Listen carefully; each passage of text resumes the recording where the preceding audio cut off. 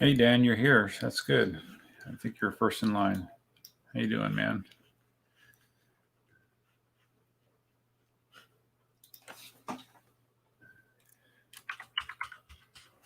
Coming in. As you can see, I've been busy, and the phone is echoing my voice. How am I going to do that? How do we disable the sound on this? Black Cobra's live too. He was live yesterday. Yeah, it just popped up to me. Is that just? Let's see. All right, we need to see the cam. Can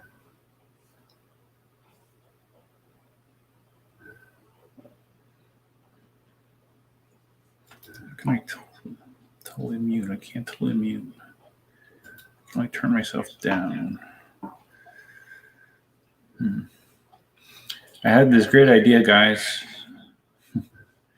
to it's driving me crazy. All right, I'll use this on a limited basis. All right, let's try that instead. Go.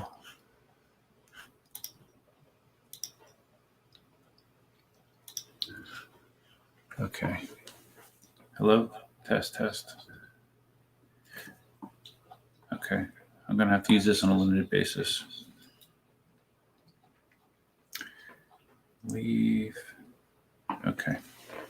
Anyways, what I would like to try to do is I have my phone connected to the stream as well.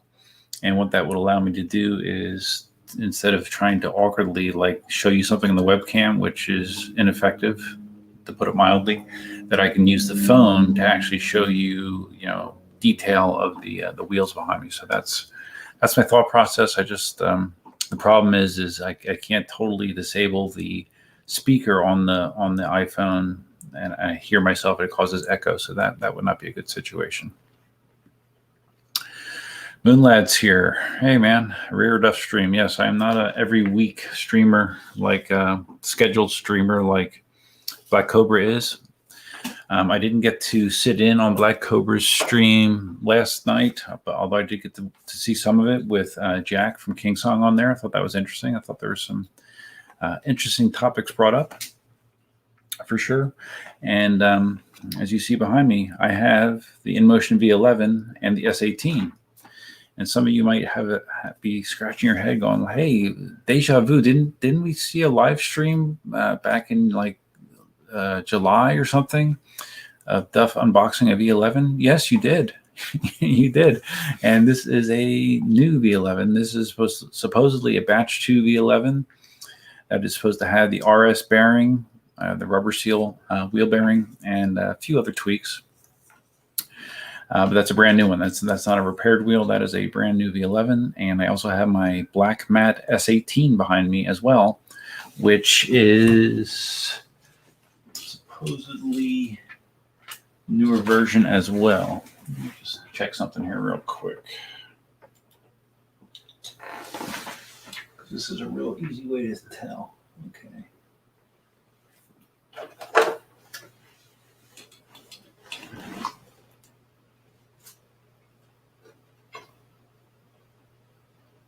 Oh, interesting.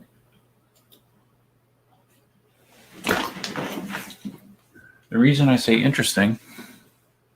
All right, so let's try to do this here real quick. So if I mute okay, wait, I have an idea. Bear with me.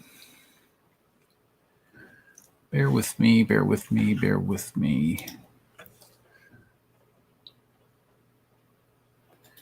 need the light. You can put it on. No, I don't need it right this second. No, it's just I'm trying to make this work here logistically.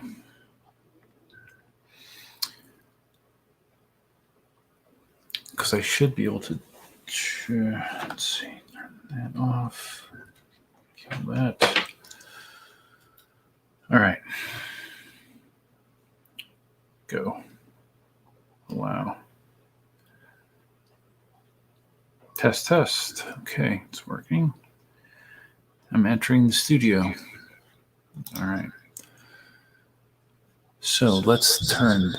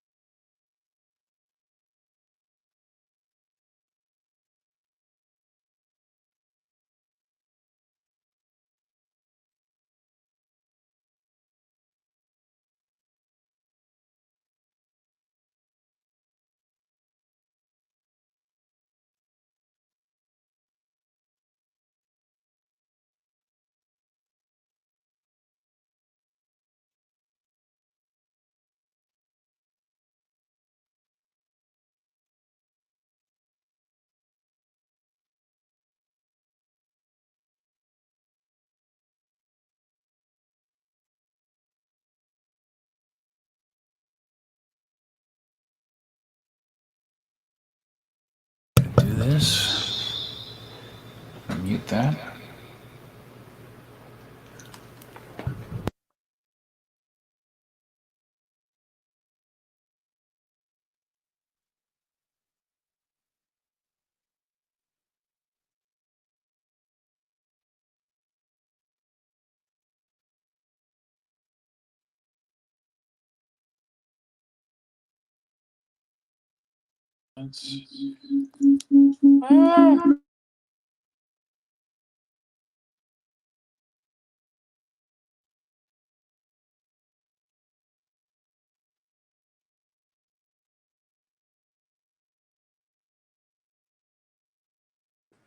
All right, guys. Shit.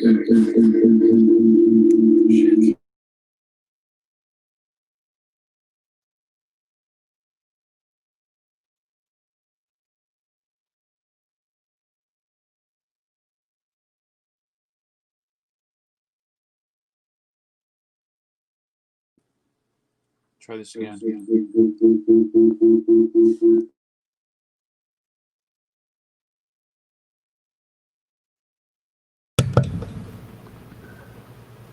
All right, now you can hear me. Just have to hear myself on my phone. Anyways, quickly, what I was saying was this S18 still has that little metal spacer block that they were talking about needing to. Shit.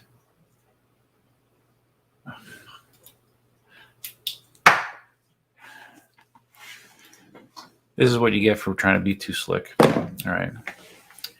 Anyways, okay, you guys should be able to hear me now. What I was saying was this S18 still has that little metal spacer block between the slider tubes on it.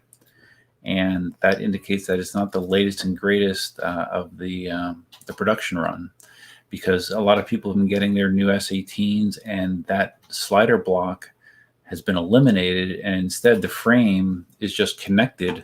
There's a different frame for the tubes that is appearing in the latest S18s, which I thought was odd because it was something that wasn't, at least I didn't hear anything about it being a change. It wasn't publicly announced that I heard of. But yeah, they've removed that little piece of metal altogether now. So since I have it, I will be removing that because there's been multiple reports of that causing some binding in the sliders. So, okay. All right, guys. So I'm good now. I'm glad. Again, I apologize. There goes Cindy. The blur in the background. There goes Cindy. Okay. You sure you don't want me to do it? All right. Okay. All right. So let me just check one thing here. I really would like to be able to use the phone if I could, guys, because it would allow me to do certain things. So I think the reason is, yes, that's why. Okay. So if I do this and I do that, now let's see what happens. I'm going to rejoin with my phone, and you guys tell me if it's terrible or if it works. Because this would be kind of cool if we could do this. All right. All right, there it is. Go.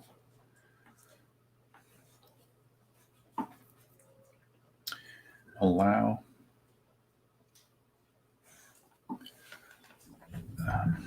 Okay, test, that's working. Okay, the phone is entering. All right. So now we're going to add my phone to the stream. I'm going to turn this off. Okay, so now you guys should be hearing me on my phone. And looking at that flattering angle. Is this, can you hear me okay?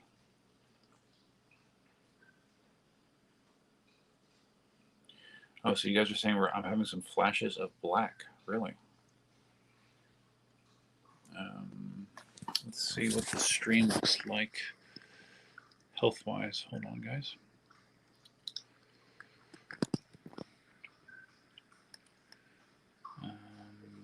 Bam.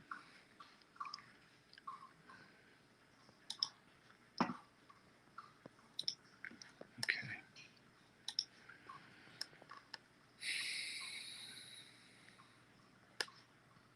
hell's my live dashboard at, man?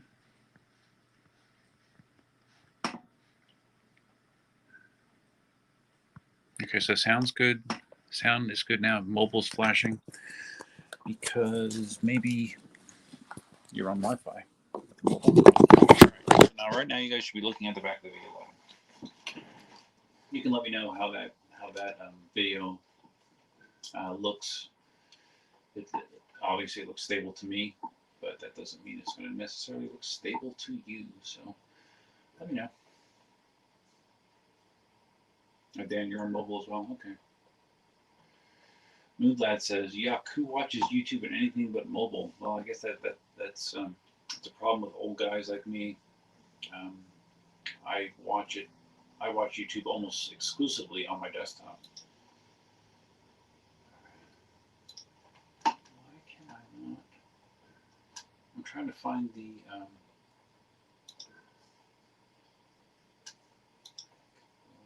I'm already in here, right? Okay, it says my connection is excellent.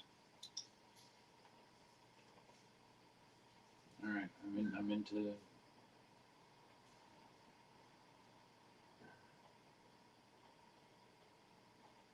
Okay, so now I have the studio up. My connection is excellent. You guys can give me some feedback. Let me know how it is. Because you actually are on my phone audio right now. How is that? Okay. All right, guys. Sorry about that. Like I said, trying something different here. Ray Broussard says, I'm coming through loud and clear on your Mac laptop. Awesome. Glad to hear that. Okay, I think we got things straightened out here. So anyways, guys, what I was saying for those of you that are just coming in is I'm actually joined to the screen, to the stream twice. Once on my desktop and once on my phone. Point being that with my phone, I wanted to be able to demonstrate some things and show some stuff. And now I can probably go over here and actually show you what I was talking about. Now that I have a little bit of a idea of what to do here.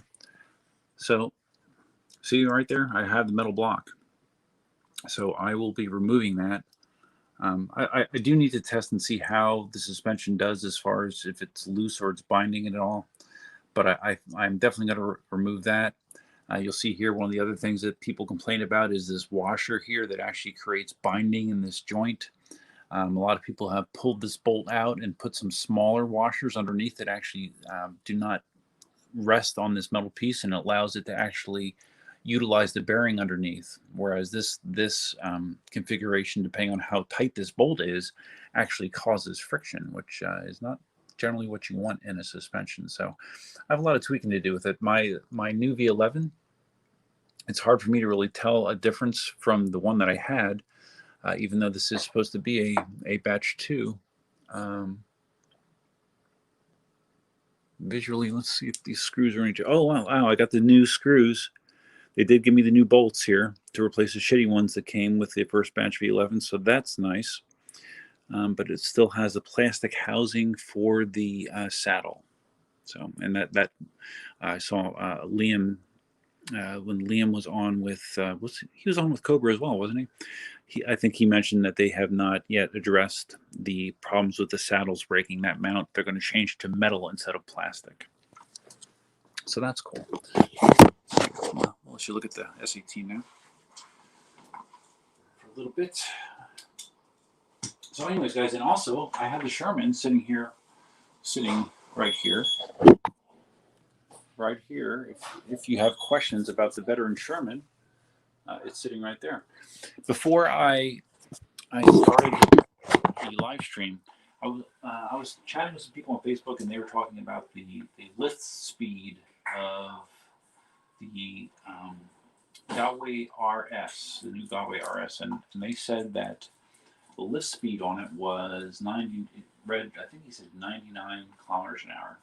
So I did a lift speed test on this. Now this, when Marty replaced the system board on the Sherman with the new model that Veteran sent him and the new motor, part of that resulted in the control panel being able to show imperial measurements. So my speed output is in miles per hour instead of kilometers per hour.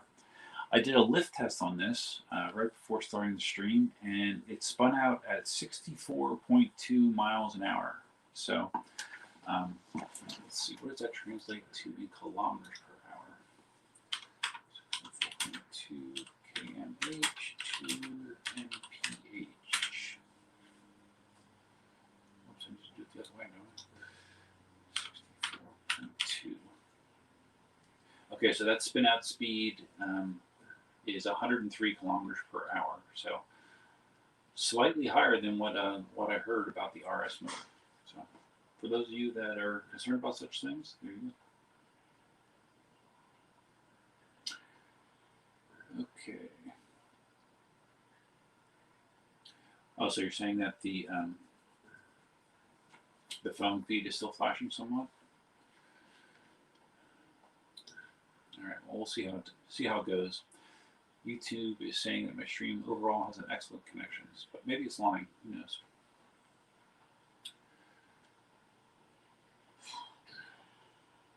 Steve O says my saddle screws broke, but they have no effect on function for me. Yeah, I noticed the same thing even when I had the demo V11, that you literally could take out all 4 of those screws up top, and you could still ride it just fine.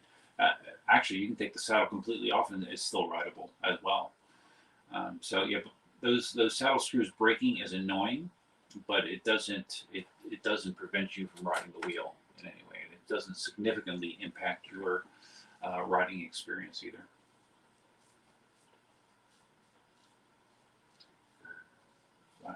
Oh, you're seeing, yeah, you're probably seeing the ceiling fan up above. Okay, yeah, that's what you're seeing, guys. Let's do this. You guys look that way. Yeah, that is what you're seeing. You're seeing the flashing. If I do this, let's see if we put some more light on the subject. Yes, are you talking about the flashing up there? Is that what you guys are talking about? Because that is the fan. The fan is dirty.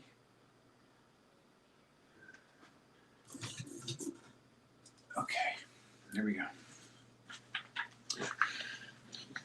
All right, let me know how that is.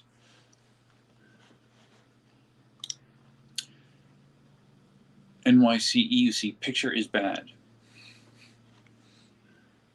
Man, picture looks so good to me, guys. Damn. Okay. That's odd that it's not consistent, because like Ray said that it's fine for him. Weird. That's really weird, because usually when there's a stream performance issue, it'll be a little bit more consistent than that.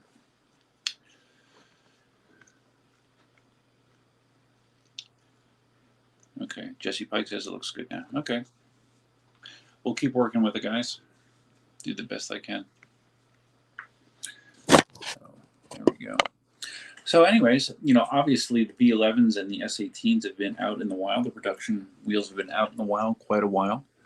But I thought it was kind of funny how the timing worked out with my situation, where, you know, my V11 had the presumptive bearing issue.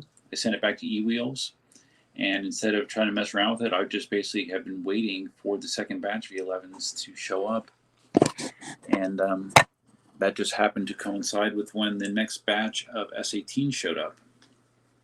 So I wound up getting 2 wheels the same day, which is a nice treat. It's a lot of money, but it's a nice treat, and I don't imagine it's going to happen for me anytime again soon, if ever. I don't even know that Marty's ever gotten 2 new wheels on the same day. I don't think. Maybe he has. Who knows?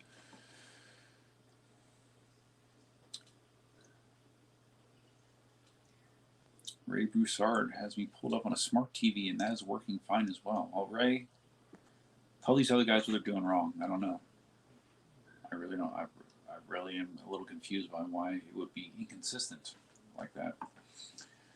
Because my internet is pretty robust. You know, I have gig internet, gig down, and what was it, 50 or 60 megabit up, I believe. So I have pretty fat internet here.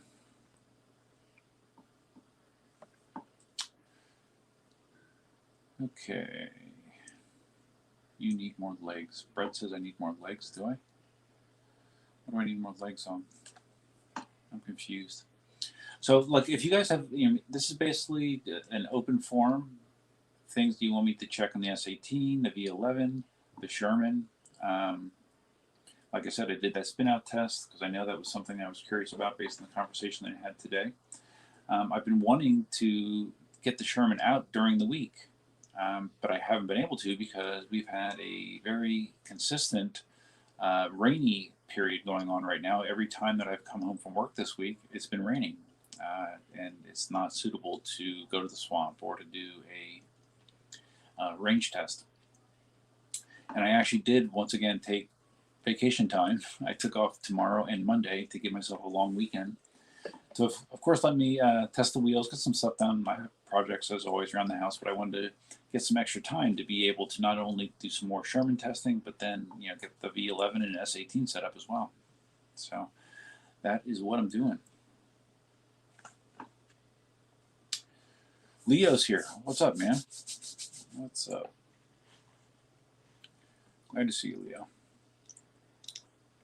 So Leo asks, what are the new torture plans for the wheels? Level 3 for the V11. Yes, I know. I saw you asked that in a comment today if I was going to do a level 3 test on the V11. I don't know.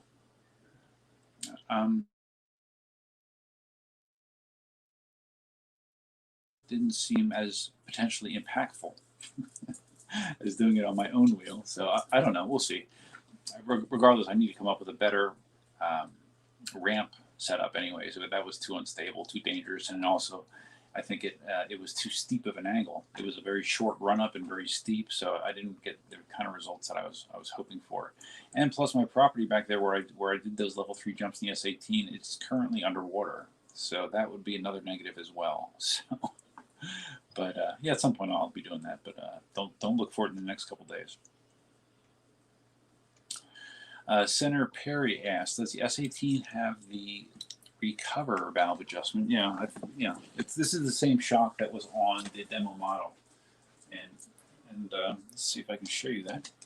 My cool technology. Hopefully it's not flashing.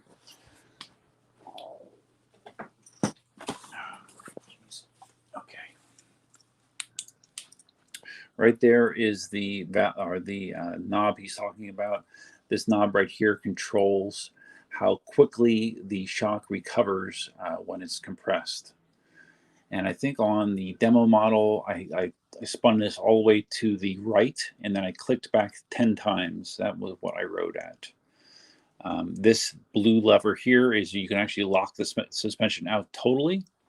And here are your positive and your negative chamber fills. And of course, the shock comes totally empty.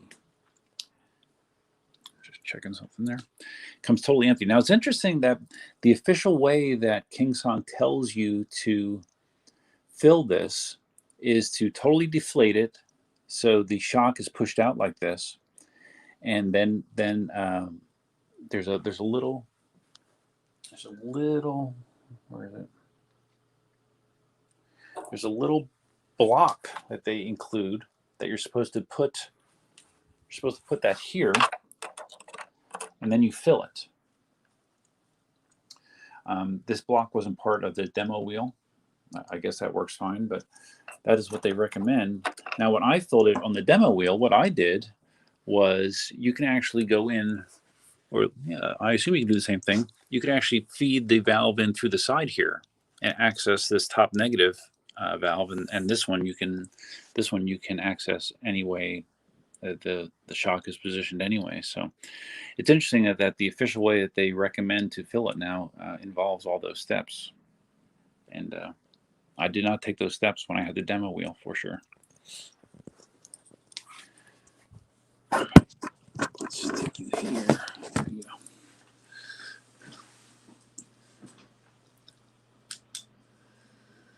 go. Okay.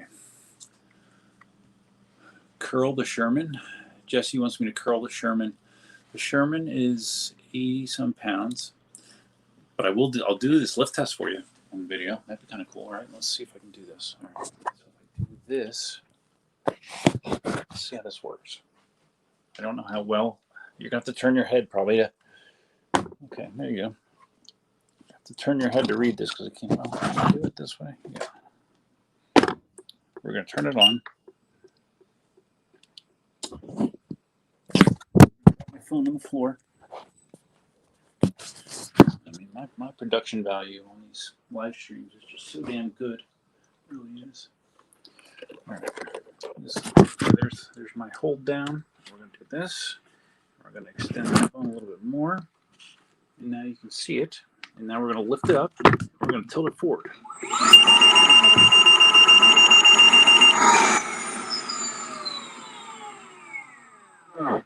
That was actually a little faster. I think I saw 64.8, I believe, that time. It's an angry sounding machine, guys. Angry. In a good way. But definitely angry. Definitely angry. Okay. So, I'm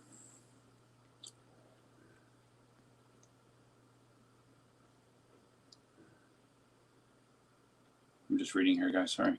Curl the Sherman. No, I don't think I couldn't. I could 2-arm curl it, but I could not 1-arm curl it. Unfortunately. Moonlad says, "Tell Marty to redo Overheat Hill with the V11." Marty doesn't have the V11,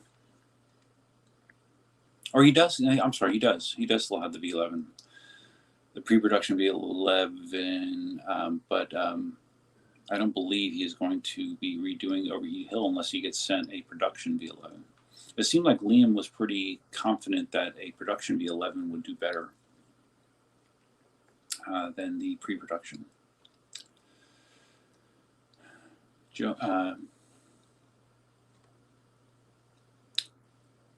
Okay, let's see.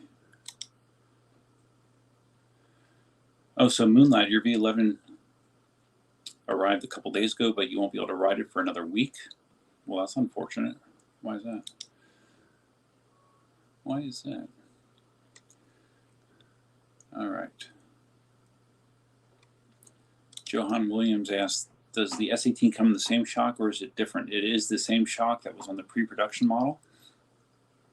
Originally, there was controversy because KingSong sent this shock out to everybody, they sent the demo unit around and had this shock, and then they announced that they were going to be using a different shock with only a single fill chamber for production, and there was a huge shit show about that, and they decided to go with this shock. I guess originally they were not going to use this shock because they were told that it was being discontinued. But since I guess they talked to the manufacturer and they said, oh, okay, well, if you're going to buy, a bunch of them, I guess we'll keep making them. So they are using the same shock as was on the pre-production model. Leo says, any word on the V11 seat, lights, etc.? I did hear in that stream where Liam was with Black Cobra that the first thing that they're doing is power pads, I guess.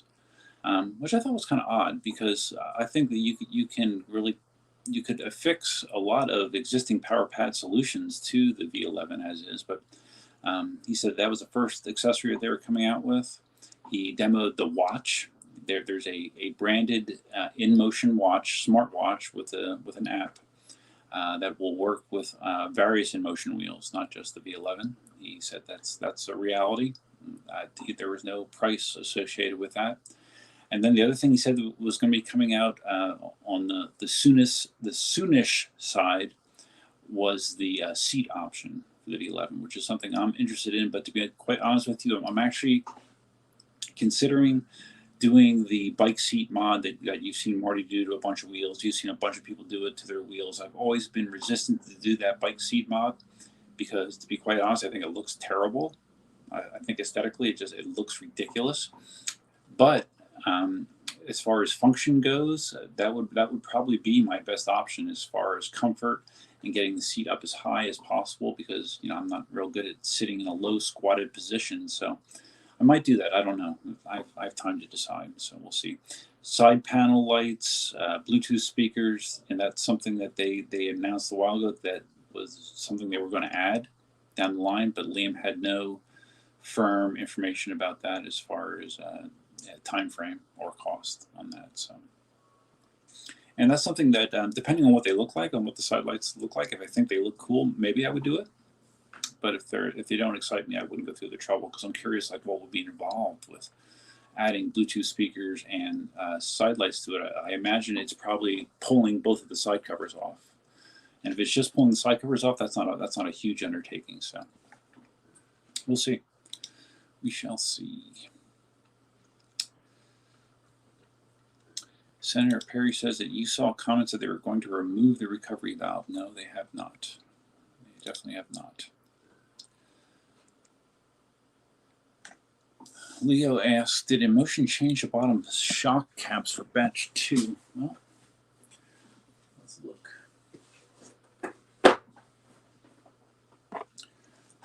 I'm going to just look myself here, guys. Oh, wow.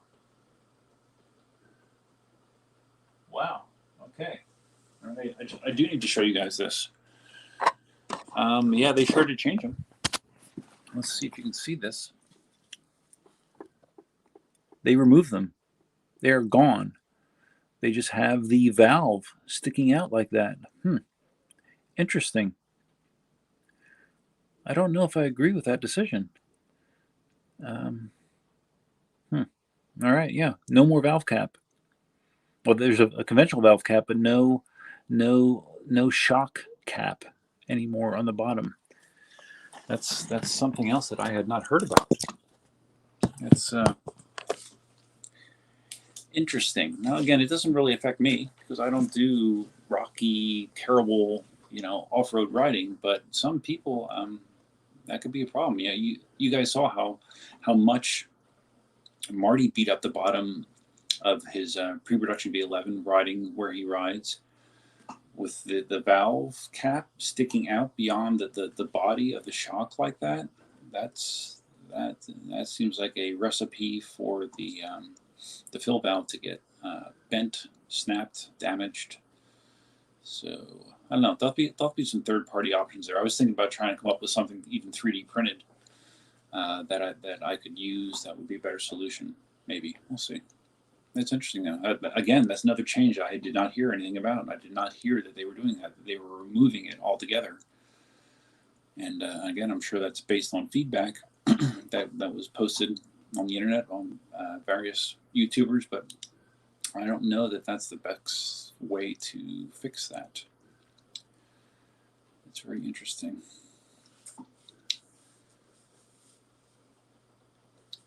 Moonlight says, I wish you could lock the V11 suspension. Why?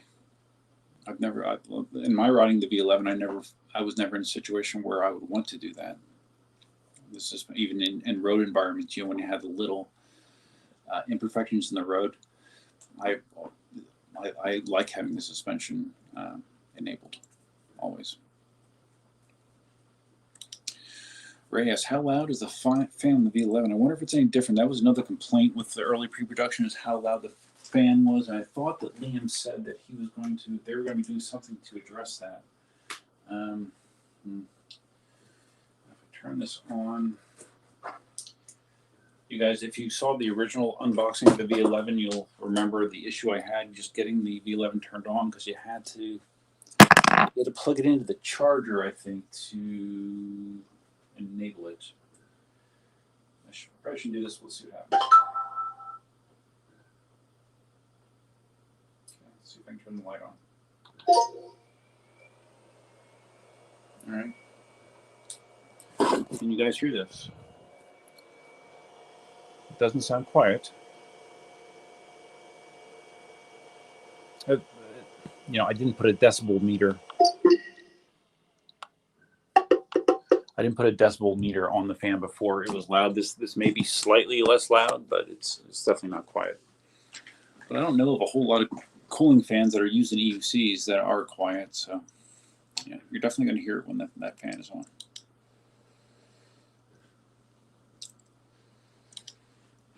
Johan asks, for the S18, the lockout completely stopped the movement, or does it still move a little? I never had to use the lockout. But from people that have used it, my understanding is it still allows a little bit of movement, minimal movement from the suspension. Very, very small. Okay, Dan just echoed that.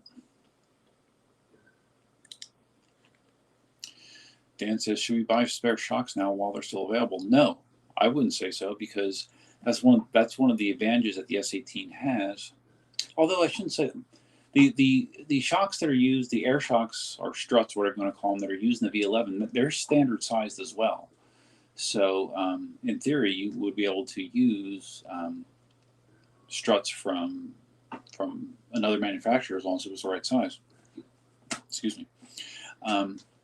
With the S18, that shock is a standard size mountain bike shock, so you can upgrade it. Like I've been reading in the forums, people looking at putting expensive Fox shocks on their S18. That's going to be like a whole new avenue for EUC customization, is tweaking the suspension, especially in the S18, because it is so tweakable.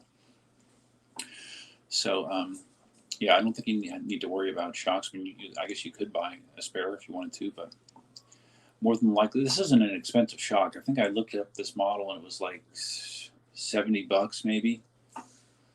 $70 on Amazon, $80. It wasn't a very expensive shock, and you can pay $400, $500, even $600 for a high-end mountain bike shock like that. So it's kind of up to you. So Leo said, Marty said he's sending the V11 as is back to InMotion. Yeah, I knew he wasn't going to fix it, but it sounded like Liam was interested in seeing how a production V11 does on Overheat Hill. And to me, I did the video about how I thought about it failing on Overheat Hill, and failing on Overheat Hill was disappointing to me. But what was surprising to me, more surprising to me, was the fact that for whatever reason that the wheel didn't safely shut itself down before it got to the point where the heat was able to damage components like that.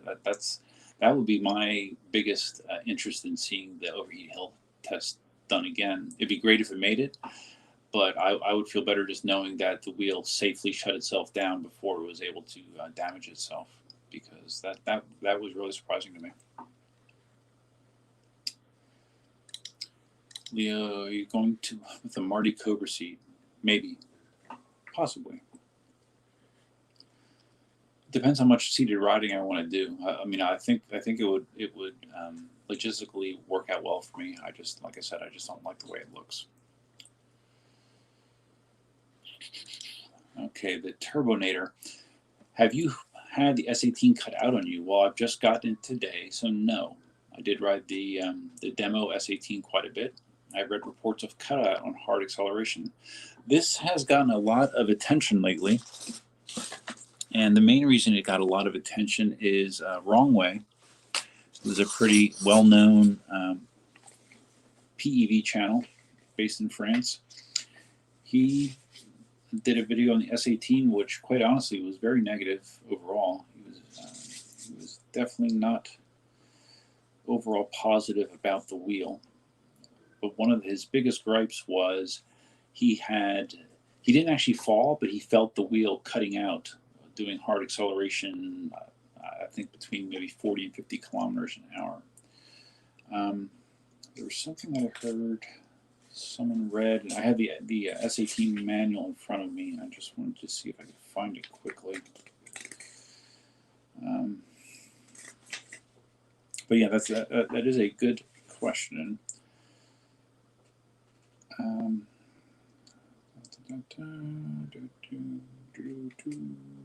Okay.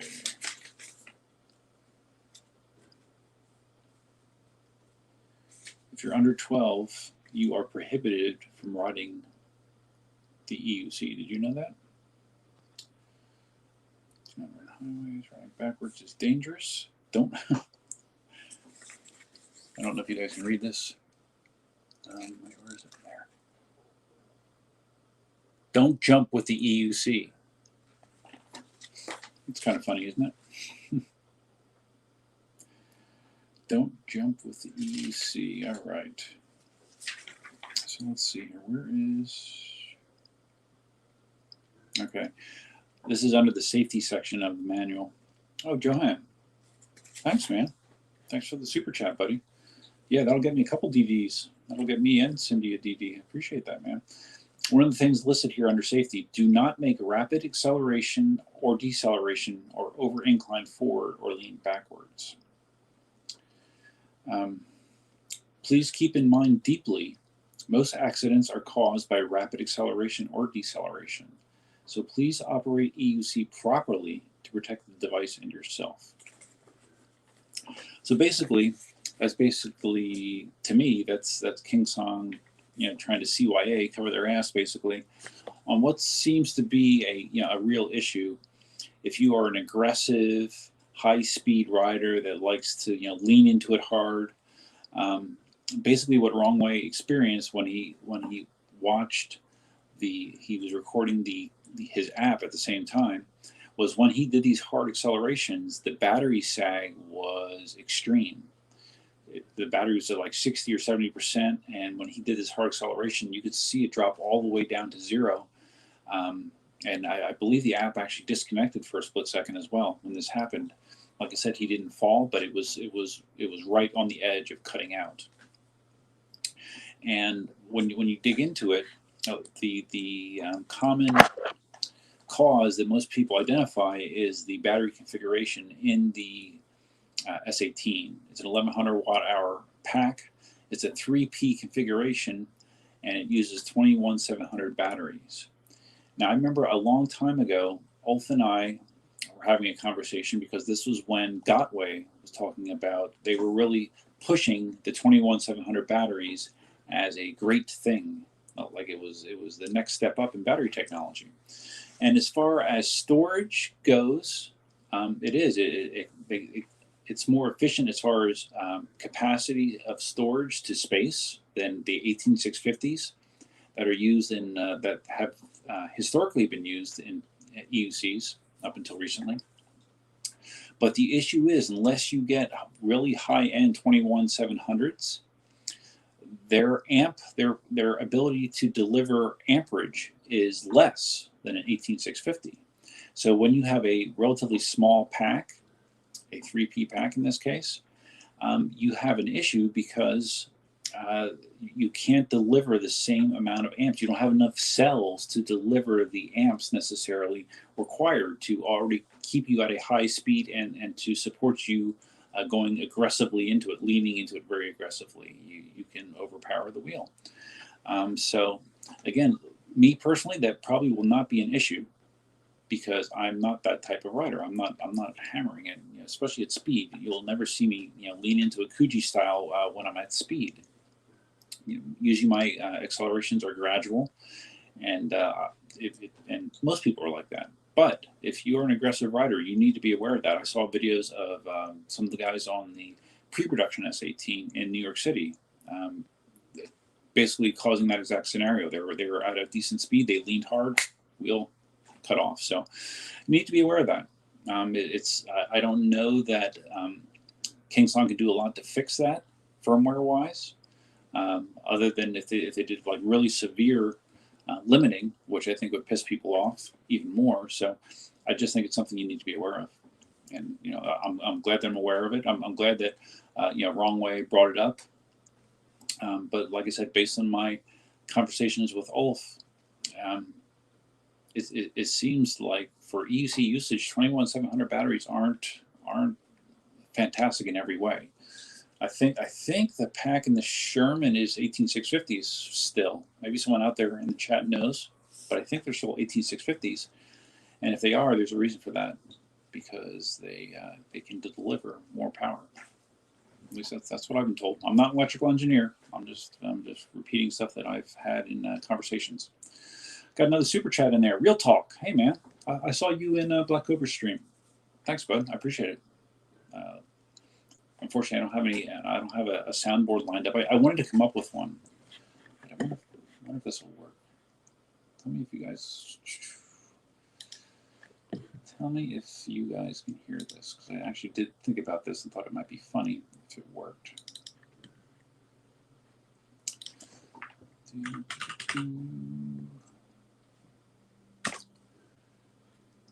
on. Gotta have that somewhere. Bear with me, guys. Bear with me. I know I have this file somewhere, and I know some of you might even know what I'm talking about, and you might guess what I'm looking for. Feel free to.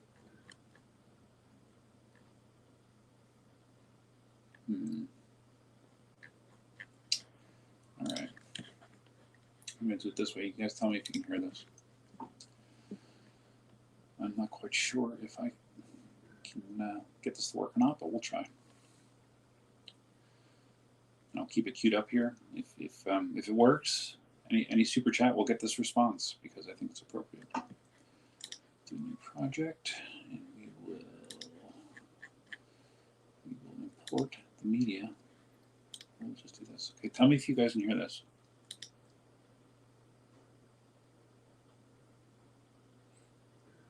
I can't because I have my sound turned off locally, but yeah, tell me if you can hear that. Okay, so Terminator, hopefully I answered your question. I have not ever had it cut out on me, but that definitely is a possibility depending on the type of writing you do. All right.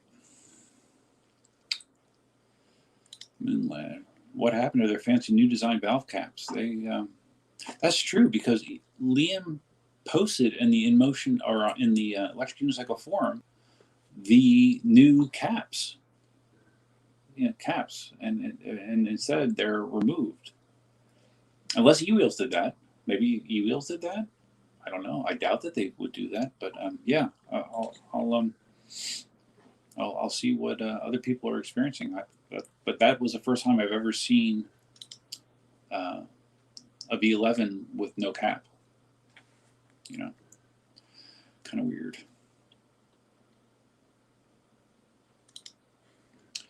Leo says new bottom valve cap can still be pushed in and damage the valve. Absolutely, the way that is now, absolutely it could be.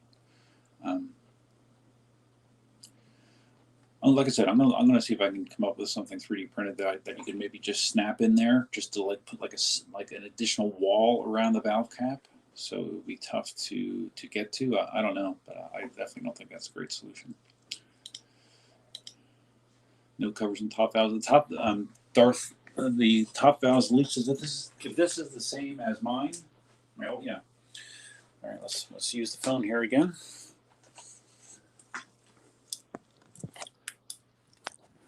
The top valve. That's what the top valves look like. They have a little anodized aluminum cover on the top valve, and I've messed around and gotten that loose without taking the side saddles off, but let me tell you, it's way easier if you just take the side saddles off. So, and it doesn't take that long to do. Taking off these saddles is just 4 screws: 1, 2, 3, 4, and then 1, 2, 3, 4 on the other side. So it's a total of 8 screws you have to remove to get both saddles off it, and it probably takes 5 minutes if you're going slow. So that's what the top valve looks like. And I dropped Duff's phone.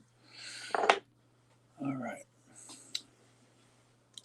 So Moonlad responding to why he would want to ride it locked out. He was asking about locking out the suspension on the V11 because my dad is determined to ride my V11 and I don't want to adjust the suspension for him. Okay, well don't. I mean, he won't break it. If you don't adjust the suspension, it'll probably feel soft to him.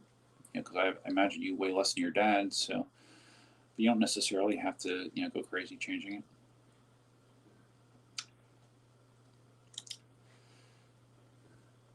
Leo, would you try riding the V11 with a completely empty suspension just to see how it behaves? I don't know that would be a smart thing to do, Leo. Because you would be bottoming it out,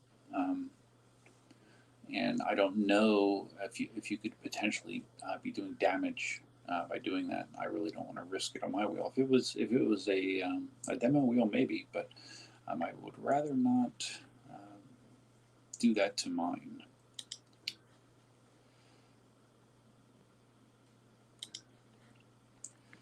EVX, Mickey, you're here. Hey man, your valve covers are brittle. just remove them. Yeah, those valve covers are, that's an interesting choice. So, Mickey, if you just came in, I don't know if you saw, I actually shot what it looks like now. They don't have those caps on at all anymore. Just a conventional valve cover screw-on cap like you have on a valve cover for a tire. That's all that's on there right now, on my wheel at least. So that's kind of odd because it's different from what Liam said they were going to do. Darth says the fan does not sound as loud as before. Yeah, I think it does sound slightly less loud. Slightly.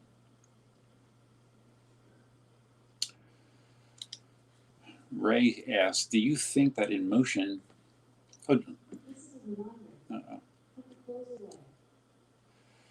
Ray says, do I think that InMotion KingSong will stop manufacturing standard non-suspension wheels at this point? No, I do not think that. And actually, again, referring to Liam's interview with Cobra, he said that the next wheel that they're working on is a higher performance wheel. He didn't give exact details, but higher performance than the V11. And he indicated that that was not a suspension wheel. So I do not think that they're going to go full bore suspension only, because there are definitely some challenges with suspension wheels, for sure.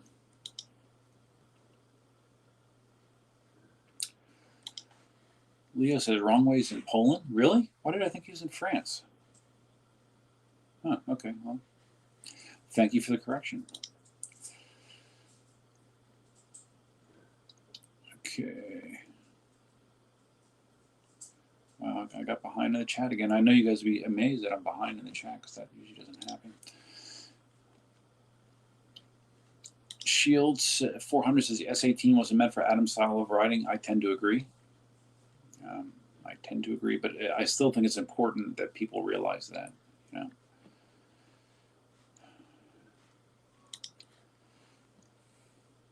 EVX is extra sleepy stream tonight. Sleepy? God damn, man. Just can't catch a break with you. All right. Real Talk says, I thought Adam was the most versed EV reviewer to date. Yeah, he's good. No, definitely good. Yeah. Not saying that it wasn't good. I just thought it was a little, I thought it was a little stiff. I thought his review was a little stiff. That's just my opinion. Everybody has one.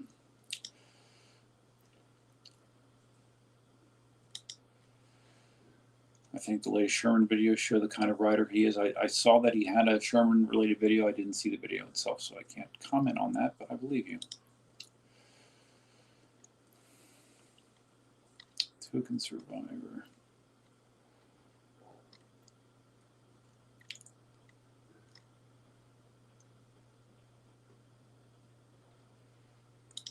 Token Survivor says, please refrain.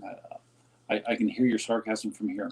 Please refrain from slamming into concrete turnabout islands in poorly lit neighborhoods. Sincerely, your friends at KingSong. Yeah, that's a good tip. Speaking of that, and this isn't funny, but I saw a clip today that supposedly the first person that I've heard of that died riding an EUC. I don't remember exactly where it was, but there was like a security cam footage, and it looked like a bus came alongside of him just at the same time he lost his balance for some reason, and it looks like he fell under the tires of the bus, and supposedly he was killed. So that's sad. And like I said, the first time I've heard of that happening on an EUC. There's been lots of people dying on scooters. I have not heard of that happening on an EUC yet. Hopefully we don't have to hear about that happening anytime again soon. Johan, yes. Again, referring back to the S18 Cutout, any wheel can cut out. Any wheel. You know, depending on battery level, depending on what you're asking it to do, depending on the terrain, any wheel can cut out. And it's important that as a rider, you know what those limits are, and they're going to be different for every wheel. So if you don't educate yourself on the limits of the wheel that you're riding and you cut out, it's kind of partly your fault, really.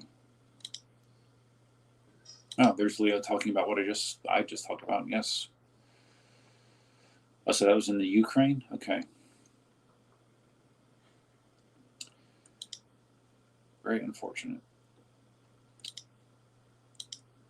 It's great videos of me in the Sherman. Well, I've only done a couple things in the Sherman so far. Unfortunately, the weather down here in Florida has been very, very wet during the week. When I come home, it's been raining, so I haven't been able to do more.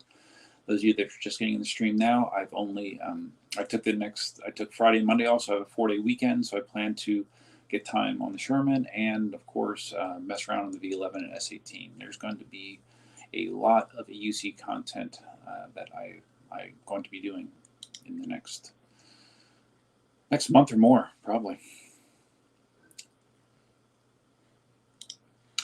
Token Survivor says the best thing we can do as a community is to be as invisible as possible.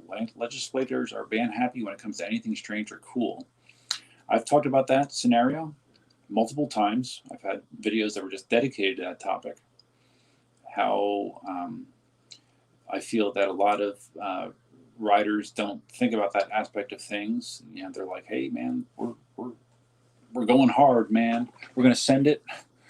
You know, and if someone gets offended or you know I cut out accidentally, and if my wheel hits somebody, well, you know, accidents happen.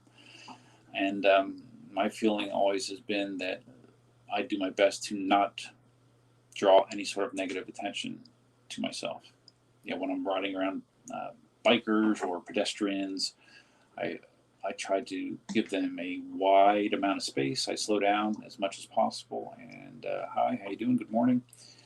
And, you know, I'm not looking to generate ill feelings. I don't think it helps me. I don't think it helps the community. But everybody doesn't think like me. And unfortunately, it could be the minority that causes bad things to happen for the majority of EUC riders. I'm hoping it doesn't happen, but that's always been my concern.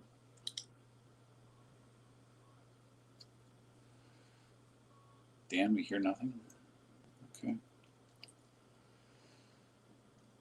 Oh, you hear? Oh, so you couldn't hear when I did this.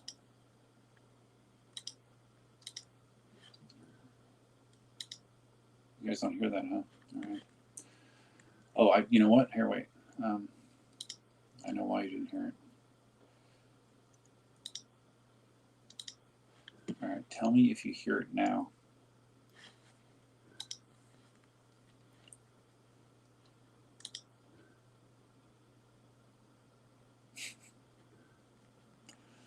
I'm sorry I'm behind in the chat, guys. I just, you know, I try to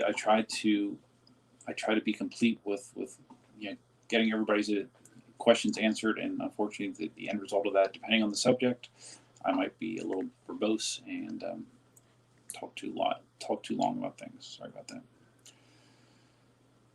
Robert says the Ukrainian bus driver was horrible. I don't know. I couldn't really tell. I couldn't really tell the scenario. To me, it looked like the bus was just going straight, but what, did he veer into him, maybe? Maybe he veered towards the guy on the EUC, and that's what made him lose his balance. I don't know. Regardless, it's a bad scene. It's a bad scene. All right, so let's see. How do I drop that? Okay, we're back.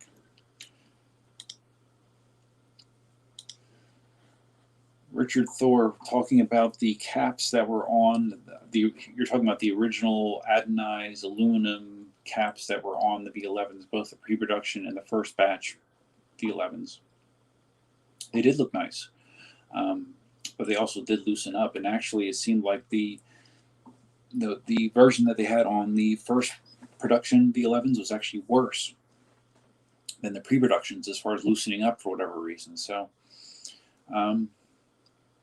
yeah, I don't know. I think you can buy those kind of caps somewhere. Maybe Amazon has something. I don't know. Yeah, maybe I can rig something together where I put third-party caps on there and secure it somehow. I don't know, but I don't really like having those valves extended down like that with just the regular black plastic cap on it. You know, the only scenario where I could have an issue is at the swamp, even though I don't generally go over things that high. But that would be primarily where I would see that being a problem.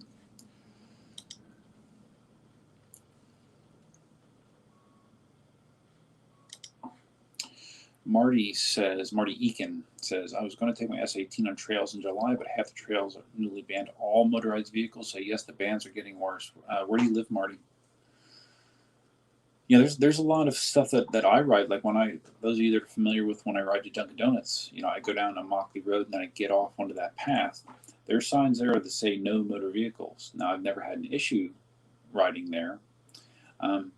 But to me, it's pretty clear that when they're saying no motor vehicles, they're talking about gas-powered vehicles, you know, because of the noise and the potential speed that gas-powered vehicles can reach. Of course, some electric unicycles can hit those same speeds, but to me, I always thought of an electric unicycle as basically a one-wheeled e-bike when it comes to laws.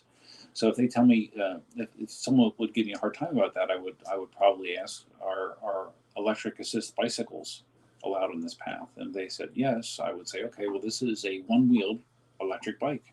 I actually take up less space in the path than a bike, and it might even make less noise than a bike as well. So, but luckily, I have not run into that sort of situation down here.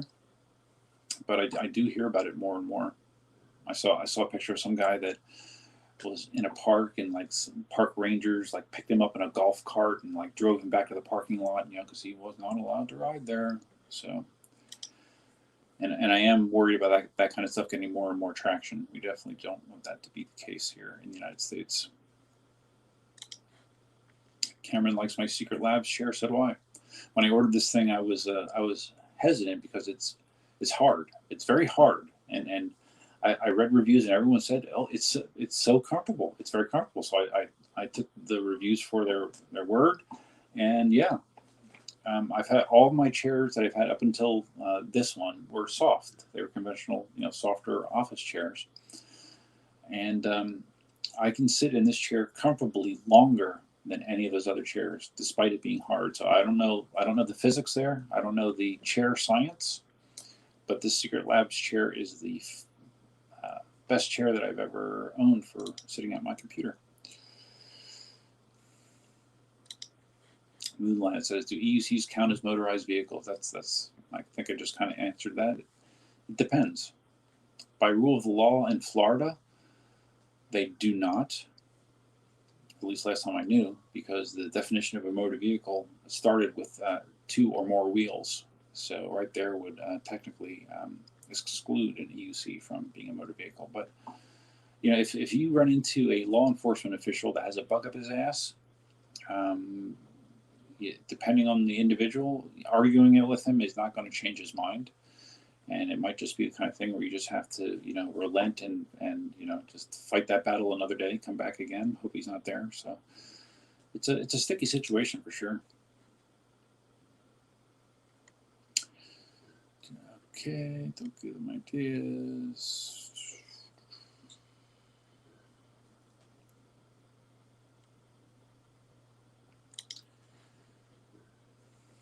Cameron says, adjust the suspension to the seat that is elevated so that you ride in standing position while seated position.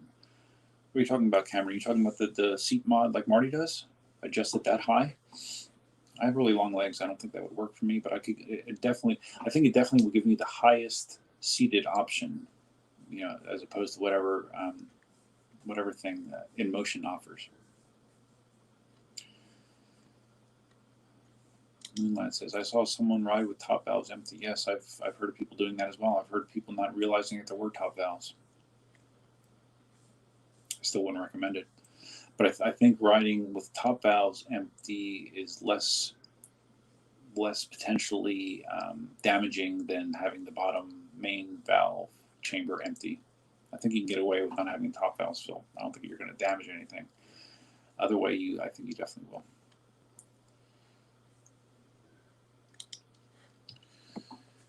Shield 400. With tensions increasing between the U.S. and China, do you think it'll have an impact on EUC and parts availability? Well, tensions with China have been increasing for it seems like most of Donald Trump's presidency, and the end result that EUC riders felt was the tariffs. The tariffs put a big bump on EUC pricing when that happened.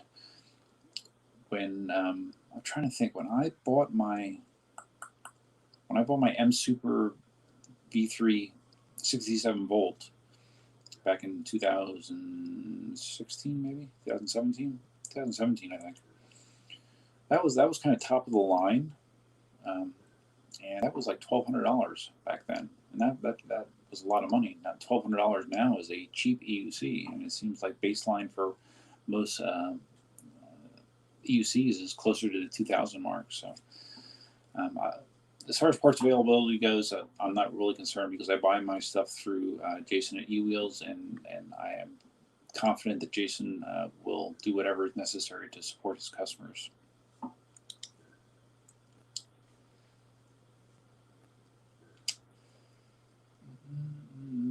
Okay, I talked about this earlier. K-Chan looking forward to InMotion's in-house power pads for the V11. Yeah, I don't know. I don't know how good they'll be. I saw when Wrongway did his S18 review, he actually had a pair of Matthias's power pads, you know, the ones that he usually sells for MSXs. He had a pair of those strapped on. He ripped off the top padding, removed it temporarily, and put some of Matthias's pads on there, and he said it was great. So I guess that's an option as well if you want to. I don't, with my kind of riding, power pads really are not a big deal. I don't really need them. K-Chan asking, I'm going to get them. No, probably not. I doubt that I will. If you've ever seen me ride, because I'm bow-legged, my lower legs rarely make contact with the shell. I do not have a lot of shell contact at all normally when I'm riding.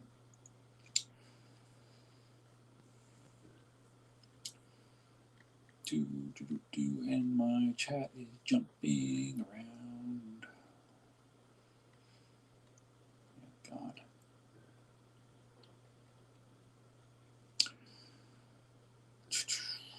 Real talk. Will you attend Marty's EUC tour? If not, do you group ride?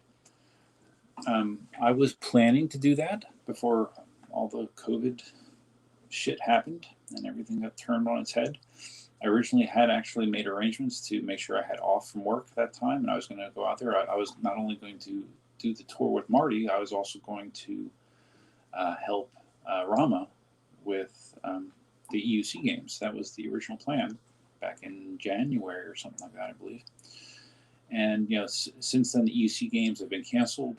Marty, last time I knew, he still is planning to do that tour, but no, I'm not planning to go out there as of now for two reasons. I still don't feel great about traveling, and I know Cindy wouldn't feel great about me traveling in these conditions.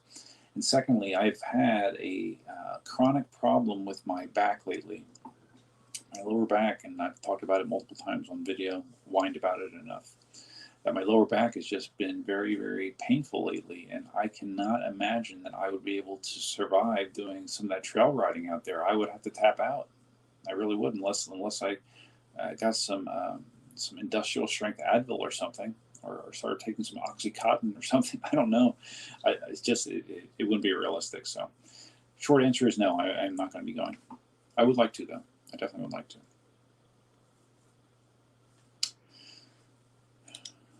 Leo wants the communications director, Cindy. Yes.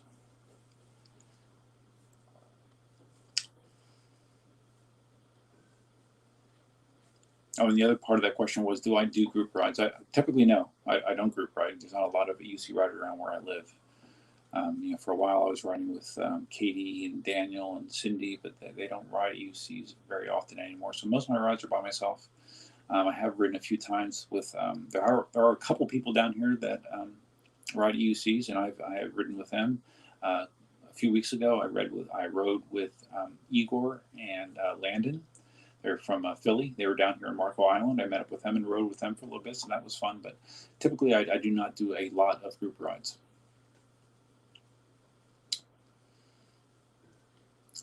Dan says there's a group ride in Boston, 9/19. So that's next weekend, I guess. They're in that area.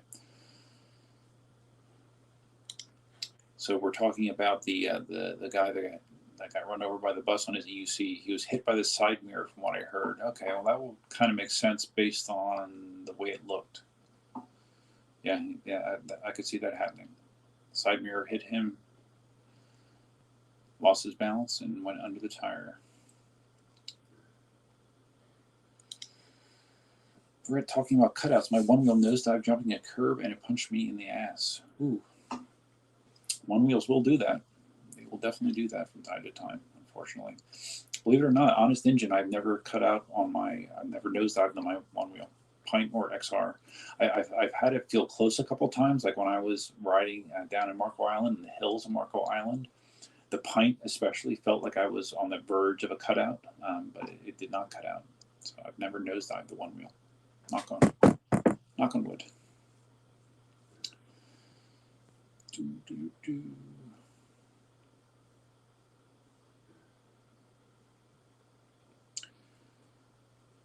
Okay, just scrolling. Silent Hunter says, I have an option to buy a Forest. A Forest, is it supposed to be Gotway? Nikola 100 volt with a 2660 watt hour battery. Will it be too heavy? I think when Ulf was talking about, when Ulf was on the live stream with me a few weeks ago, he talked about how Radarstadt, is how you pronounce it, that German company that does battery mods for EUCs, how they were doing that. Was it a Nikola they were doing it to?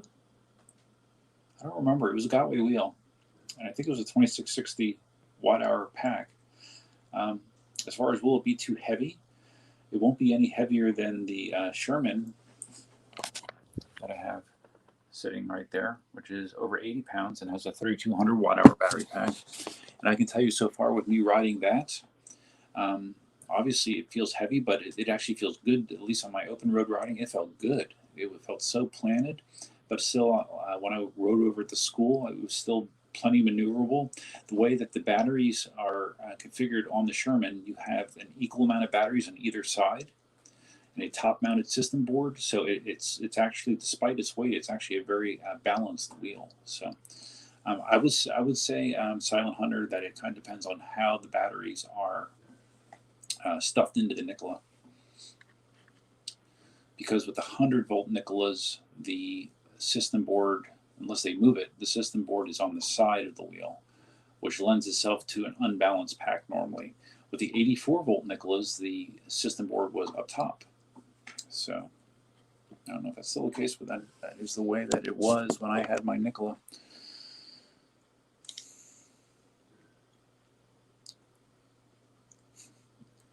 Let's talk about edibles. Cindy's not here right now, so we're not talking about edibles. Let's see. Okay, I'm just trying to scroll a little quicker here, guys.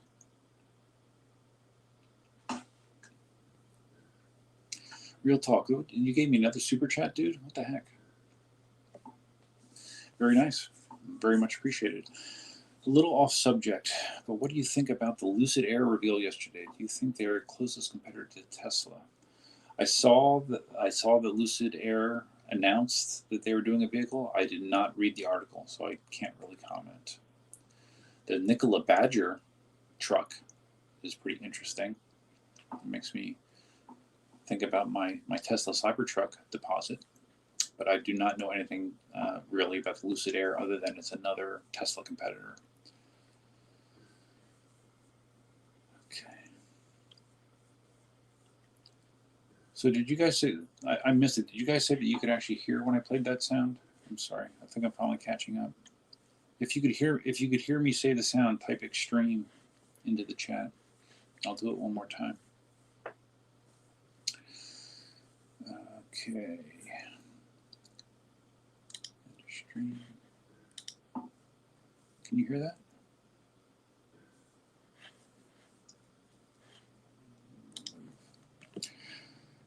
Okay. All right, I think I'm kind of getting caught up here. Cameron, I saw this question about supercapacitors. I don't know. I do not have electrical engineering background to answer that question competently.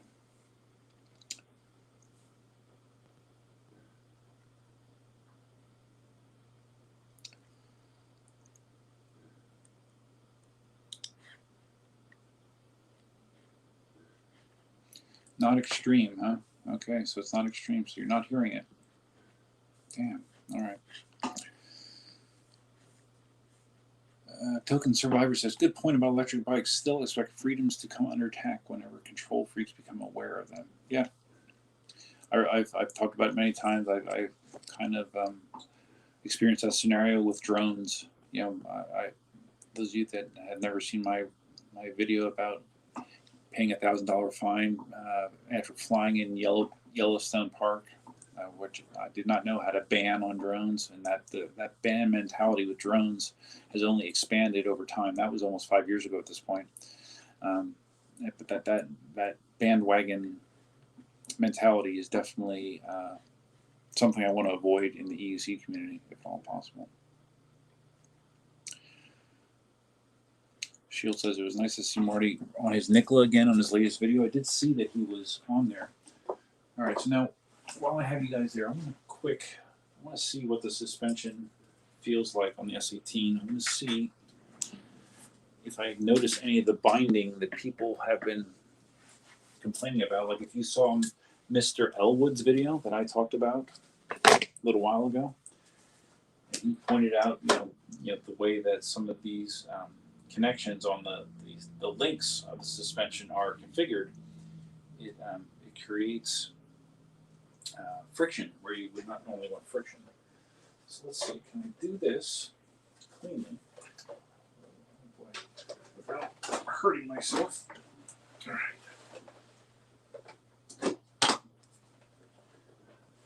There's no air in this at all.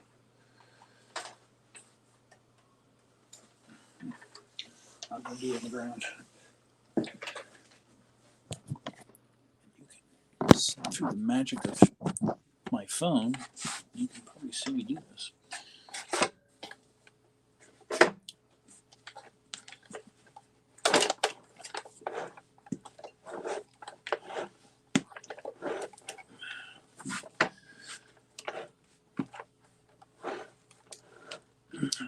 That feels a little bindy to me, guys.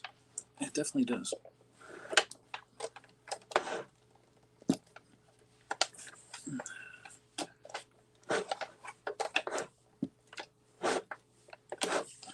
I don't know.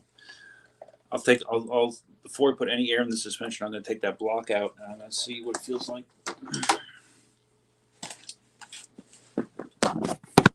Just for comparison's sake, it's going to be a work in progress.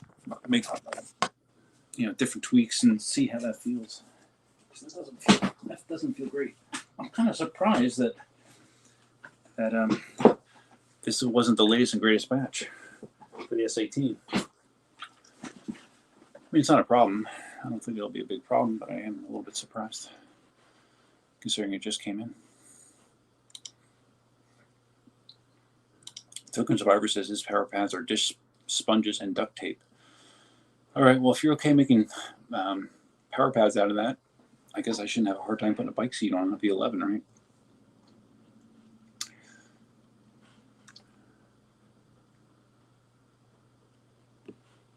Okay. Scrolling here, guys. K-Chan, that was the S18, I think. He just had yoga padding for the V11. Oh, okay, we're referring to Adam with his pads. Yeah, he just had Matthias's pads on the S18 and the V11. He did have yoga pads attached to the saddle, cut in the shape of the saddle, and he seemed to think that was adequate. Cameron, you heading out? All right, man. Thanks for stopping by. So you guys aren't hearing that extreme, huh? Damn. Why would you not hear that?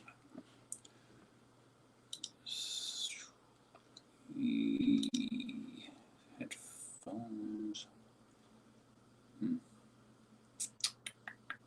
Yeah, I don't know why you're not hearing the extreme.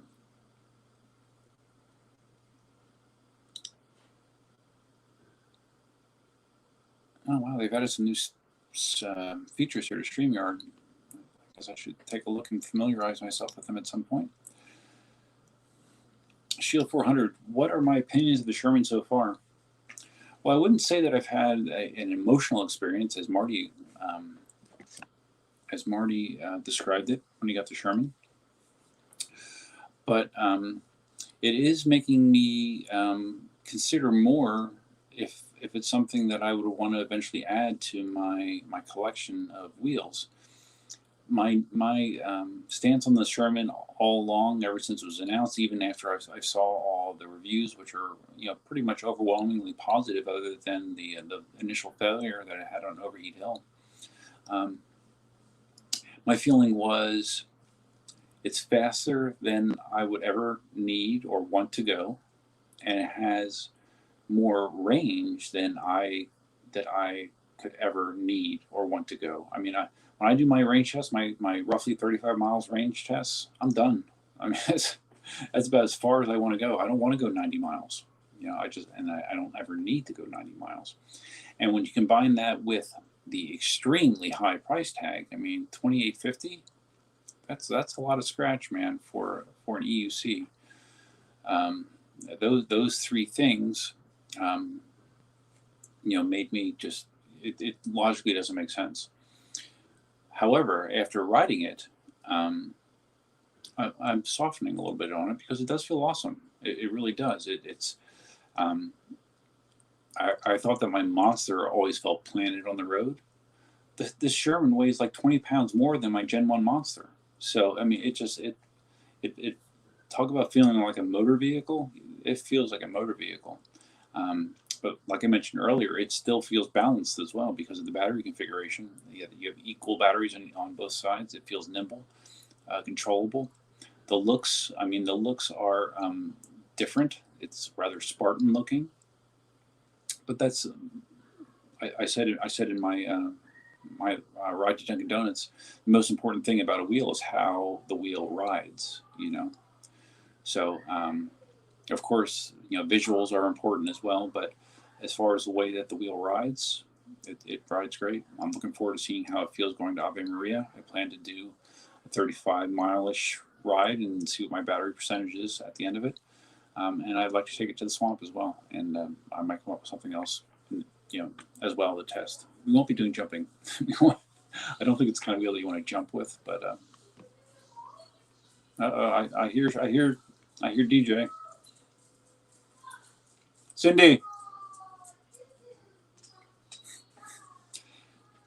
Cindy, can you close the door, please?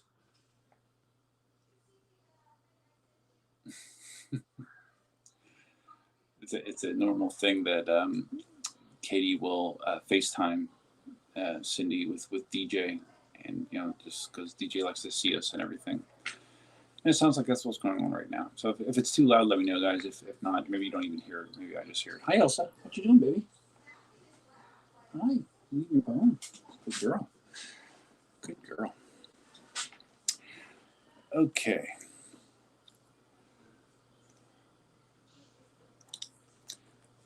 Turbinator. I'm fairly new to the sport. I have a Z10. You have a Z10, really? Wow. It's a collector's item at this point.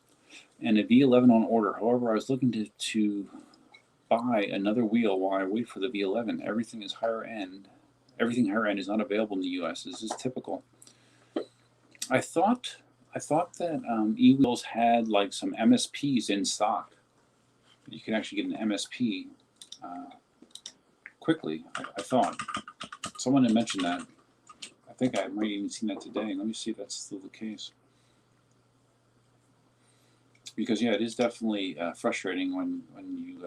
It's hard to impulse buy an EUC. At least it seems to, because most of the time they don't seem to be in stock. MS6 Pro 16X is looks like a Nikola. You can get a Nikola. Nikola is in stock, which is a go-to wheel for a lot of people. Now the KingSong 18. Now there are wheels in stock on e-wheels.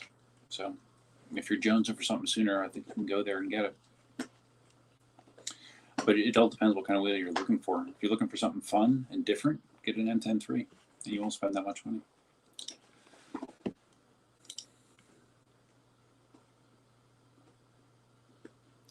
Dan Kovar says, I would love a Sherman Jr. Yeah, that's been a topic of conversation. Like, what is Veteran going to do next? What are they going to do to complement the Sherman? I can't people think it would be hard for them to just sell this type of wheel, a $3,000 wheel. You know, you need something that's more reachable and attainable for the masses, yet still offers, you know, something appealing. So it will be interesting to see what they do there, and if they'll, you know, consider doing suspension or what they'll do. Who knows? Leo, yes, long range test. If you call 35 miles a long range, yes. I'm not a ride it to zero kind of guy. It just is too physically demanding on me and time consuming as well.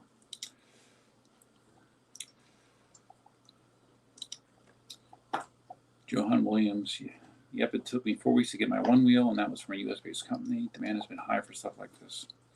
I was actually lucky when I got my one wheel XR, because I wanted one, man. It was like an impulse buy, totally an impulse buy.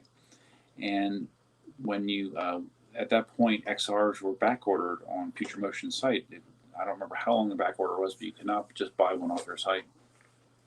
One interesting thing with one wheels is they actually, and I don't know if they still do this, but at least at that point, they also did sell through some retail stores. And one of those retail stores that they sold through was Ron John, the surf shop. They actually sold XRs, and we had a Ron John about 15 miles from my house in a shopping center, and I went up there. I called just to make sure. Called them up and said, yeah, we got like 5 of them in stock. I'm like, sweet. I shot up there. I bought it. No consideration of spending almost $2,000. And yeah, but unfortunately, that really isn't an option with EUCs. Maybe someday, but definitely it's not an option now. Token Survivor says a Sherman is a motorcycle in a suitcase. Yeah, sort of. Katie, Cindy's daughter, when she first saw the picture of it, she said it reminded her of a generator, like an electric generator, you know, the kind that you dump gas into. And yeah, I can see the similarities, especially with the roll bars there.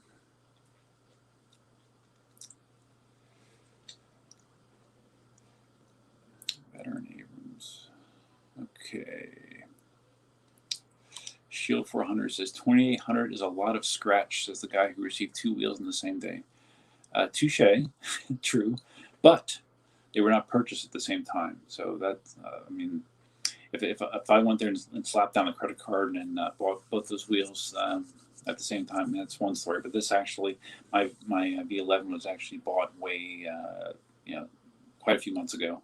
I placed the order for the S18 in late July, I believe. So yeah, there were several months in between those purchases, but they and if you missed earlier, this is actually my second V11. My first V11 went back to e-wheels because of apparent bearing noise.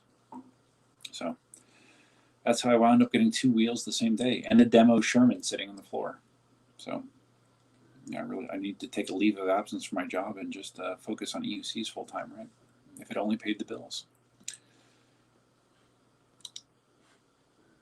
Oh, so Moonlight did something similar with the one wheel. You bought it at a retail store. Was it a Ron John or something else?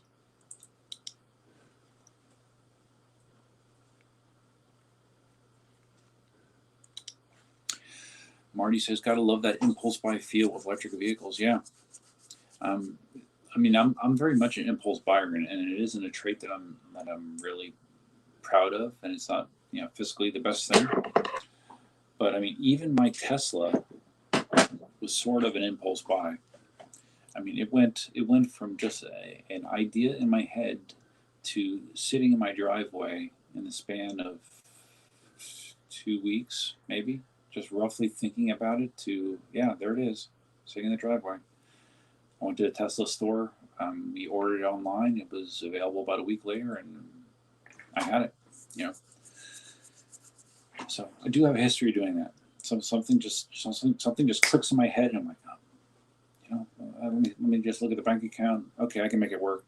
You know, I'm gonna buy it. Now I have been trying to be a little bit more responsible lately, selling wheels, you know, selling the Monster, selling the 18XL, and I've typically been using funds that I generate from other avenues to pay for this stuff, like money I make from YouTube, or money I make from selling stuff in the 3D store. I've been trying to be more more faithful with paying for things that way, as opposed to just slapping the credit card down and just paying for it later. So, you know, I'm an old guy. I need to be more responsible with my money, right? That's what they say. All right, so you bought it at a similar store to Ron John. Yeah, I'm not sure all the different retail outlets that One Wheel sells through, although they do have like a map, or at least they did. They used to have a map on their store or on their website where you could see the retail locations where you could buy one.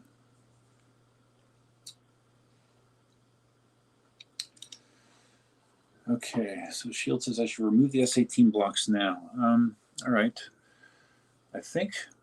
I don't think that they even had to loosen anything. I think they just took like a hammer to it and kind of knocked it out. Let me get a screwdriver, and I think I can do the same.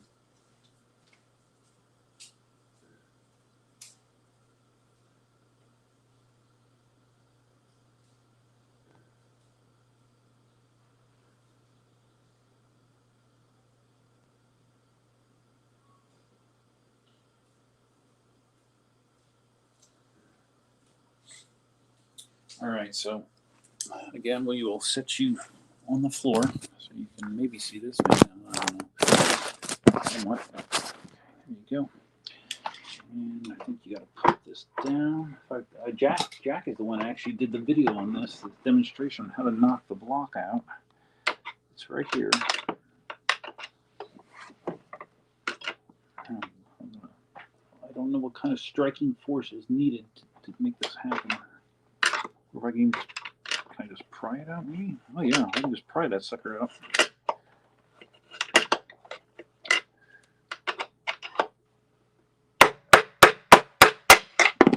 It's out.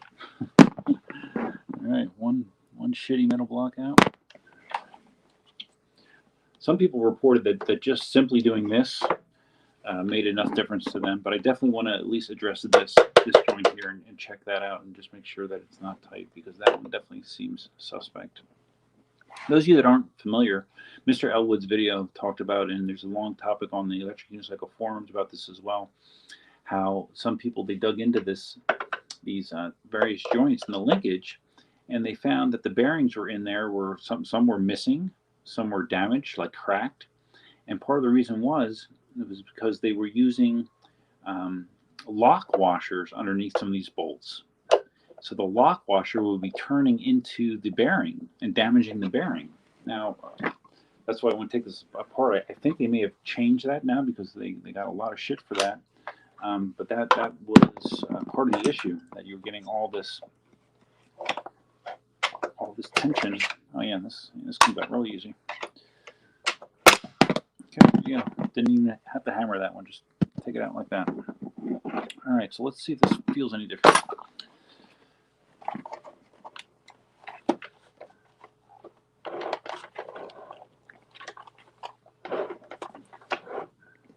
Yeah, it does. It feels like it pushes down easier.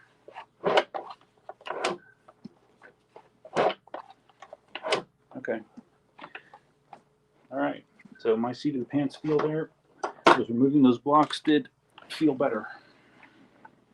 Done live on camera. Yeah. Such a trendsetter, don't you think? Marty Eakin with the $10 super chat. Thanks, man. Thanks. You guys, a super chat. That's really generous of you. I appreciate it. It's very, very kind. Not necessary, but appreciated nonetheless. All right, I'm reading my chats over here now.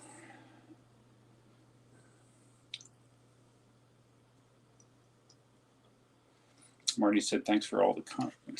Thanks for all the content. Listen to the rest of the stream at work later. Have a good one." Cool. Yeah.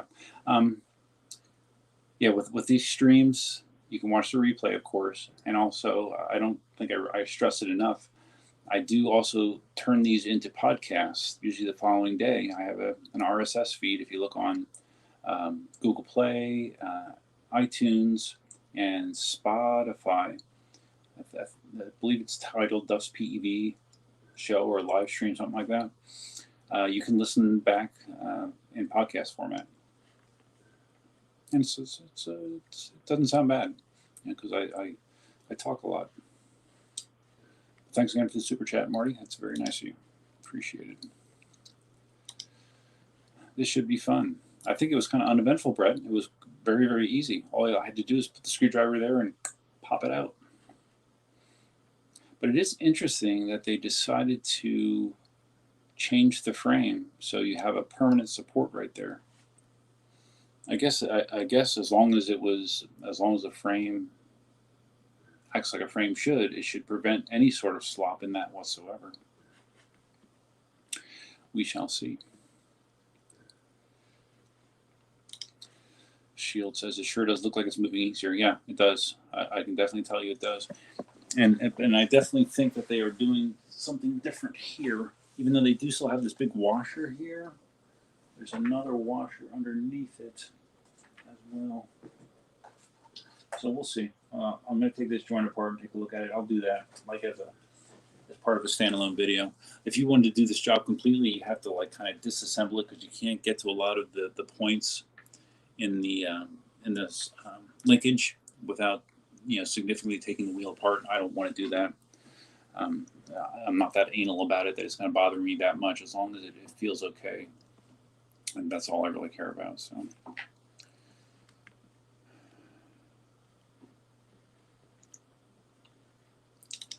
Turbinator, any comment on the rumored Gotway RS and Monster Pro?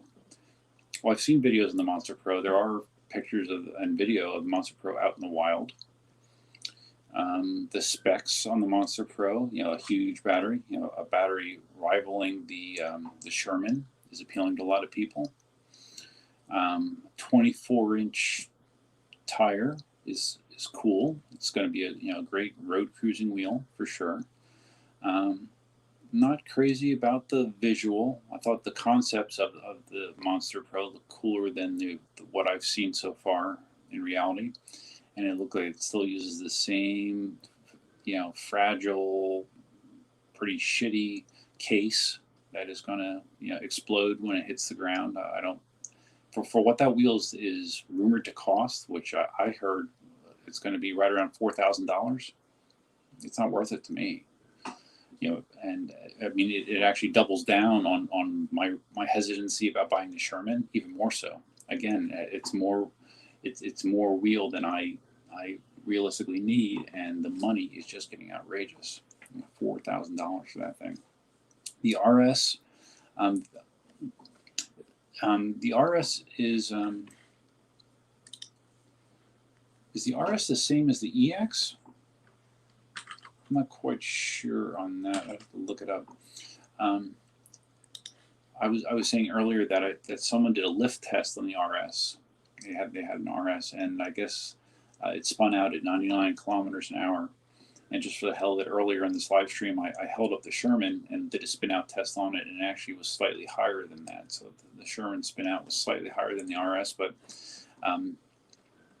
the RS, I mean, they're going to be strong, fast wheels with big batteries, and for some people that's what matters the most, Although I think Gotway's having some issues. I mean, I think their reputation is losing some of its luster, with how well the Sherman has been doing, which the veteran is made up of a lot of former Gotway employees. I think that's kind of hurting Gotway.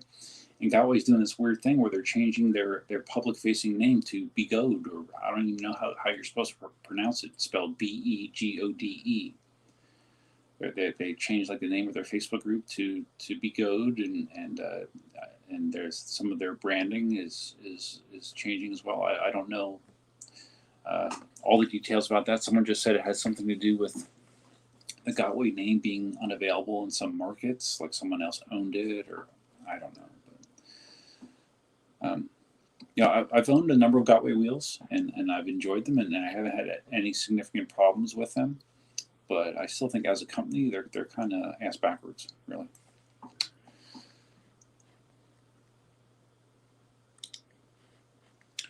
So Ray says, I'm curious what my go-to suspension EUC will be after some extensive riding. Well, I can already probably answer that for you. I think my go-to will be the V11. And because prior to getting these two wheels, I was on the demo circuit for both the S18 and the V11. And for literally like a period of a month, I was riding nothing but suspension wheels. I was riding the S18 and the V11. And between those two, for the kind of riding that I do, the V11 is a better fit for me. Mostly road riding. The better battery, more power, lighting, visually. I tend to lean more towards the V11. So there's several reasons. So I expect that to still be the case, but I am excited to have the S18. And the main reason that I felt, again, with an impulse buy, the S18 was definitely an impulse buy. The reason I went that route was because of all the back issues that I have lately. I immediately noticed when I was back to my normal EUCs, the difference, just hitting those little curb lips and irregularities in the road. It was a much more painful experience for me than it was on the suspension wheels. So, but I suspect the V11 will continue to be my favorite, but I think the S18 will be a lot of fun as well. I think when Wrongway described the wheels, I don't know if Mickey was the first one to do this. He described the S18 as like a Jeep, sort of the way it rides, and the V11 is more like a SUV, sort of, more of like a luxury SUV. And I know what they mean when they say that.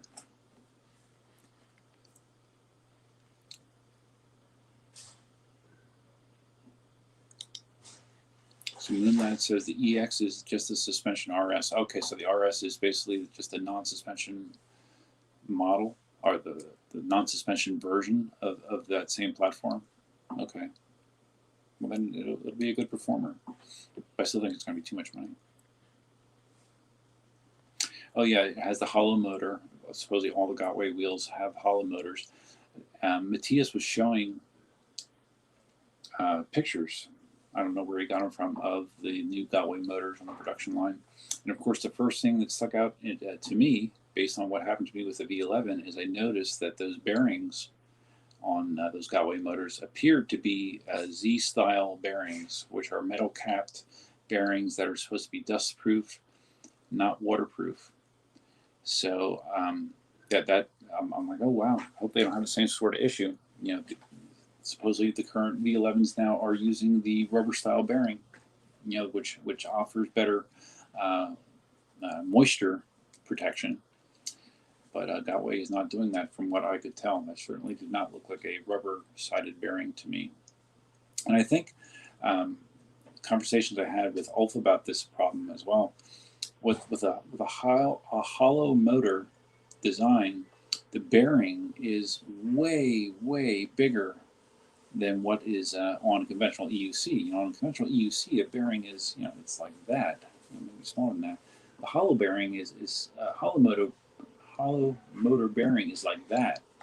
So it's pushed out more towards the edge of the wheel, where it could be more susceptible to moisture. So I don't know. Well, time will tell if hollow bearings develop a reputation as, hollow motor wheels develop a reputation of having bearing problems. We'll see.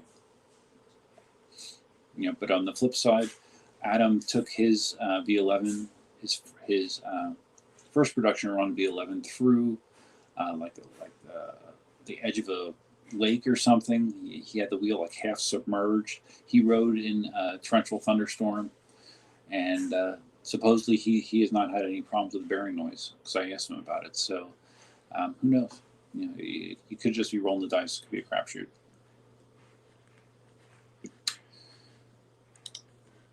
Okay, let's get rid of you. All right, so let's see how.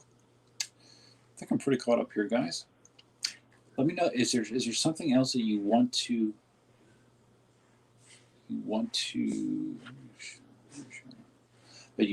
see while here? Do you want to see what a V11 suspension looks like empty? And I should pitch this while I'm here. this is sitting on one of my tall boy stands. If you look at my store right now, my stands that are designed to work with the V11 and the S18 I think they're all sold out right now. I've been trying to make them as quickly as I can. Unfortunately, it is not a quick process. These things take a long time to print. Like this, just this one side piece here uses 77 meters of filament just for the one side piece. So you double that, and then I have to create the bottoms as well. So it takes a long time to print each one of these stands. You know, even with as many printers as I have. But I am making more. There should be more up on the store this weekend. All right, so let's do this. So, better look at a virgin V11. Has mine had this as well. The instructions to pump the valves on the pedal. Orange lettering. Black rubber offset here. This is silver. I think there was some talk about that being the matching orange, but no, it's silver. But visually, other than the screws being different, better than what they had on the outside of it, it looks pretty much the same. Okay, so let me just put you down here quick and see what the suspension feels like. And again, this has no air in it. Let's see if I can do this without hurting myself. Okay. All right. Yeah, see, this is really, it really goes. Like next to no resistance here. So. And that's what I remember. My other V11 felt much the same way.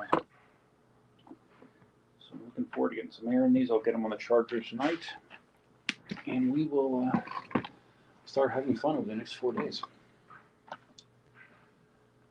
That's batch 2 is supposed to have white pedals. I don't know. What do you mean? I don't think white. Let me pull it up here real quick. Let's see how quickly I can do this. Content I follow.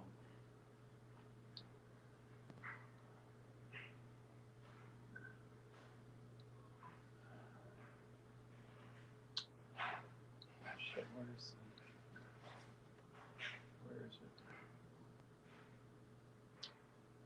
I'm trying to find the post that Liam put out there talking about the second batch. Come on, where is it?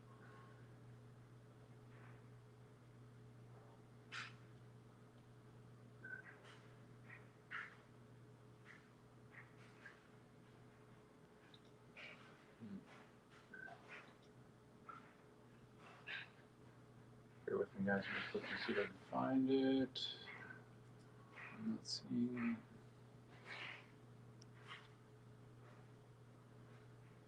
I can't find it. I'm not sure where it is.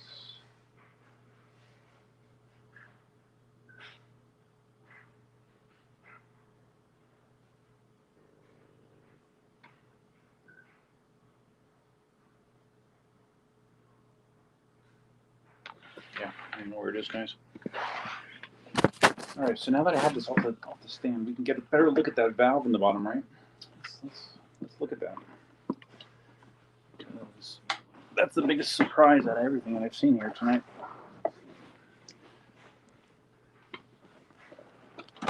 Ouch. All right, so let's get my handy dandy flashlight. I'm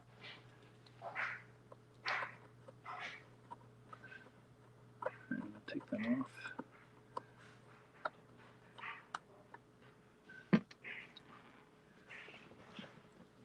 All right, so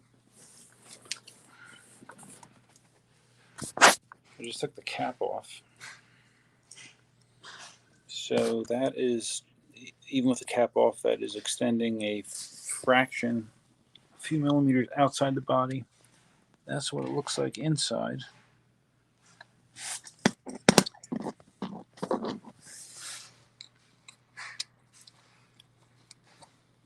Screw that back on so you can see what you're looking at. That's what it looks like as delivered.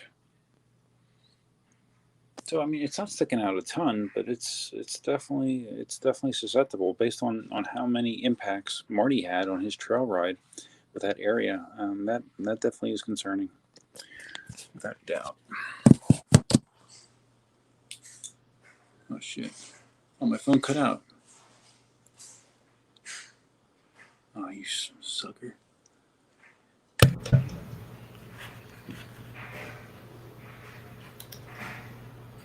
Okay.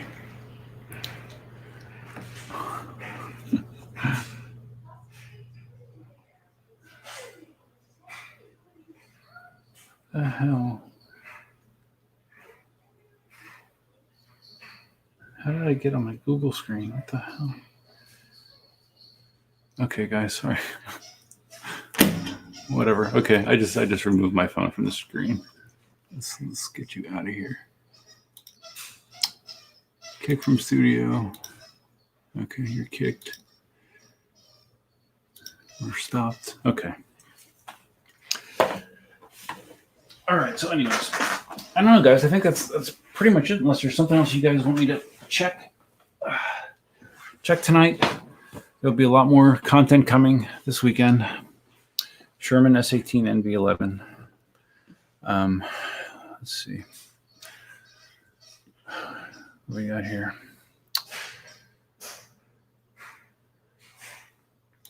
Moonlight said you chose to wait for the second batch after getting offered the first batch and you're disappointed. What are you disappointed in? I mean, my primary reason for waiting was because I wanted to get the RS bearing for better weather resistance, just because it rains in Florida so often. Shield, I talked about this if you saw the video that I did. I've done 2 videos on the Sherman so far. I actually really like the knobby tire. It feels great. But the sound is kind of cool. Some people that might annoy, because it is definitely loud. People will hear you coming. But as far as the feel on the road, it felt great. And something like that obviously is going to perform well in an off-road situation as well. So I like it. Some people might prefer the road tire, but I've never ridden the road tire, and just based on how the knobby tire felt to me, I wouldn't change it. Just 'cause I liked it.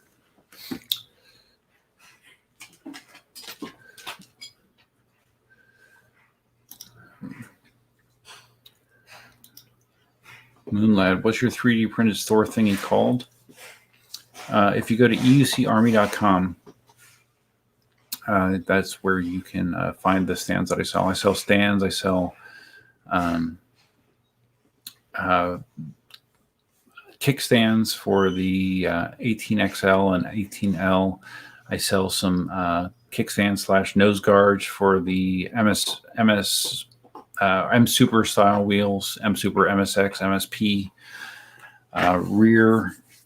rear guards / mud guards. It's all in there. So just go to eucarmy.com.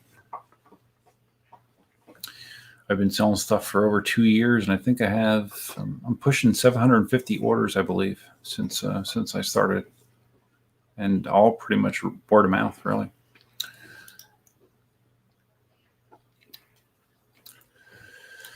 Shield says that valve cap change would have totally irritated me. Yeah, I wouldn't say I'm irritated. I am surprised. I am surprised that is a solution they came up with. Ray kicked in another super chat. Nice. You're out. Thanks for the great content. Keep the videos coming. Thanks, Ray. Super chat. Appreciated, man. Very, very much appreciated. Thank you.